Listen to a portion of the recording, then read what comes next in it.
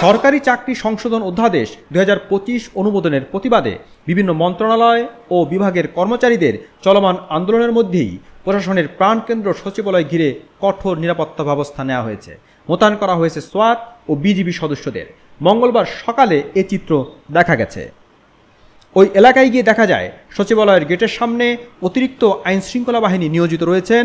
কর্মকর্তা কর্মচারী ছাড়া অন্য কাউকে সচিবালয়ে প্রবেশ করতে দেওয়া হচ্ছে না। সাংবাদিকরাও সকালে প্রবেশ করতে পারেননি।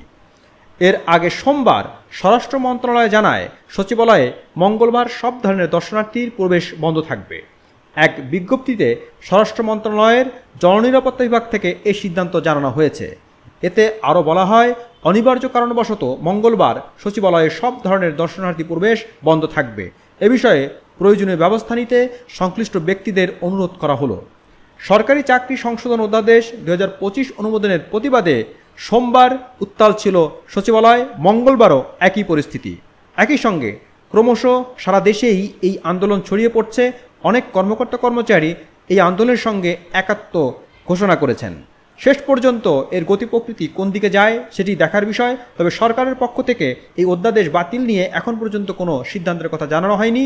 আলাপ আলোচনার লক্ষণও দেখা যাচ্ছে না এবং সচিবালয়ে কার্যত কোনো ধরনের কাজই এগোচ্ছে না। এক ধরনের অচলাবস্থার সৃষ্টি হয়েছে।